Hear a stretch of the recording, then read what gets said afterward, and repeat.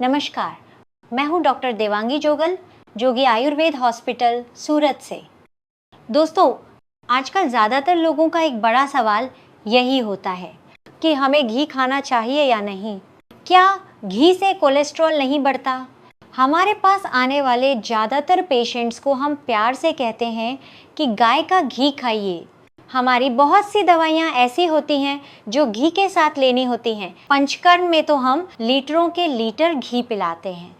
इसलिए स्वाभाविक है कि व्यक्ति को सवाल होता है कि हमारे मॉडर्न डॉक्टर कहते हैं कि आपको पहले से ही कोलेस्ट्रॉल की शुरुआत हो गई है, तो आपको घी कम लेना चाहिए, और आप तो कहती हैं कि आपको घी रोज लेना चाहिए। तो इसमें हमें समझना क्या है?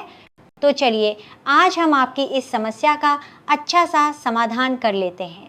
आम तौर पर हमारा स्वभाव होता है कि कोई भी चीज़ जो हमारी परंपरा की हो, वो जब वेस्टर्न कंट्रीज़ में जाती है और फिर वहाँ से वापस आती है तो हम उसे सहजता से स्वीकार करते हैं। तो मैं भी आपको ऐसा ही एक उदाहरण देना चाहती हूँ। कुछ साल पहले अमेरिका के डॉक्टर डेनिस ने एक बहुत अच्छा रिसर्च किया। 80 से 90 साल की उम्र वाले 50 लोगों को चुना जो बहुत स्वस्थ थे, जिन्हें कभी हार्ट अटैक नहीं आया था और हार्ट का खतरा भी बहुत कम था। उन्होंने उनका डिटेल में स्टडी किया और एक इंटरेस्टिंग नतीजा निकाला कि उनके रक्त में एक अमृतमय तत्व होता है जिसकी वजह से वे बहुत अच्छे से जी रहे हैं, और उस अमृतमय तत्व का नाम था HDL यानी हाई डेंसिटी लाइपोप्रोटीन। एक और महत्वपूर्ण बात, फैक्ट्स दैट हील नामक पुस्तक में डॉक्टर उडो इरास्मस ने बहुत अच्छा निष्कर्ष लिखा है कि जो लोग अच्छी तरह जी सकते हैं उनके शरीर में और उनके रक्त में एक उत्तम प्रकार का लाइपोप्रोटीन होता है, जिसकी वजह से उनके जीवन की गुणवत्ता अच्छी रहती है। दोस्तों, आयुर्वेद के महर्षियों ने तो सालों पहले ही जोर से घोषणा कर दी थी कि ऋणम कृत्वा घृतम पिबेत। बीच में मेरा वीगन वाला वीडियो बहुत चर्चित हुआ था और उसमें भी मैंने बार बार कहा है कि घी अगर आपके पास पैसे नहीं हैं तो कर्ज लेकर भी पीना चाहिए। ऐसा आयुर्वेद के महर्षि कहते हैं। क्यों? असल में आप जो घी लेते हैं उसका पाचन कैसे होता है उस पर निर्भर करता है कि वो आपके शरीर का रक्षण करेगा या भक्षण। घी एक कच्चा पदार्थ है। जब उस घी का पाचन होता है तो अगर अच्छा पाचन होगा तो उससे उत्तम प्रकार का कोलेस्ट्रॉल बनेगा जिसका नाम है HDL हाई डेंसिटी लाइपोप्रोटीन, जो शरीर के लिए अच्छा है, शरीर की रक्षा करता है और हार्ट अटैक का खतरा कम करता है।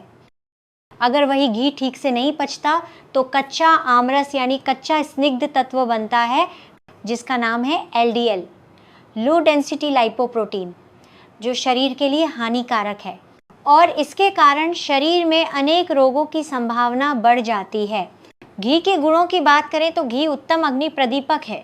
आप देखिए कि धार्मिक विधियों में जो हम हवन करते हैं उसमें अगर घी डाला जाए तो अग्नि अधिक प्रज्वलित होती है।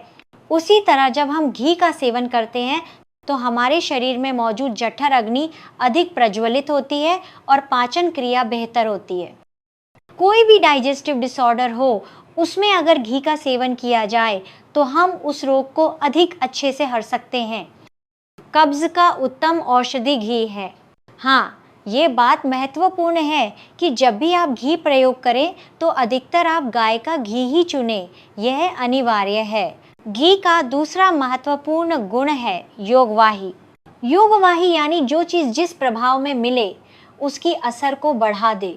आप किसी भी रोग की दवा लेते हो, उसके साथ अगर घी लें तो वो दवा आप पर ज़्यादा असर करेगी, क्योंकि घी उसमें सहायक और उद्दीपक बनता है। हमारे शरीर का मस्तिष्क लिपिड रिच मटेरियल है।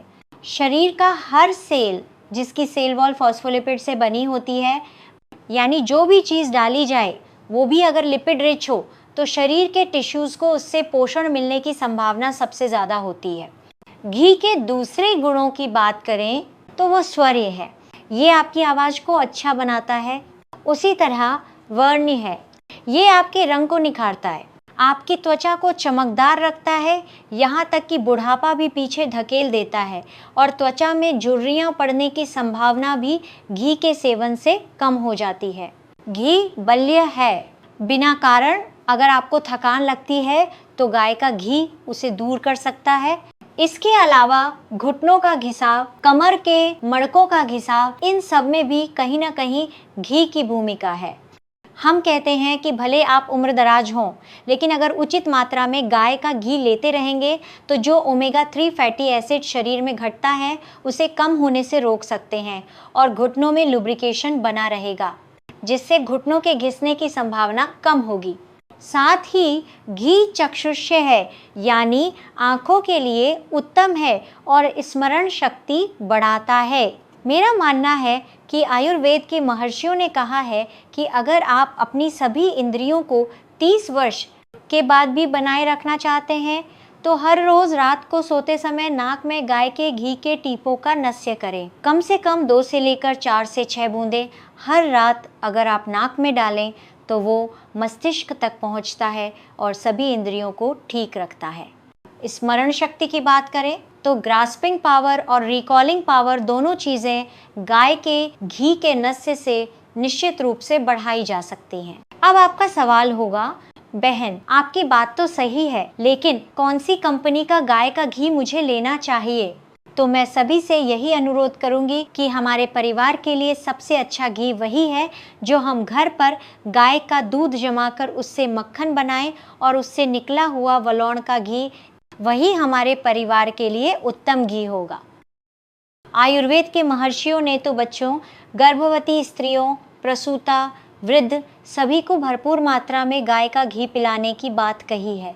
तो मैं आशा करती हूँ कि आप अपने रोजमर्रा के जीवन में स्वादिष्ट घी से लथपथ रोटियां खाएं, घी के चूरमा के लड्डू खाएं, घी का शीरा खाएं और हर व्यंजन में कहीं ना कहीं घी को शामिल करें ताकि आप स्वस्थ आयुष्य जी सकें।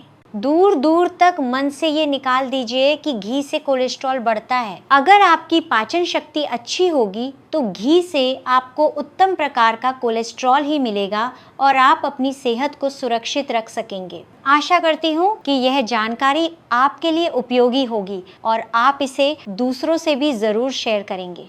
धन्यवाद।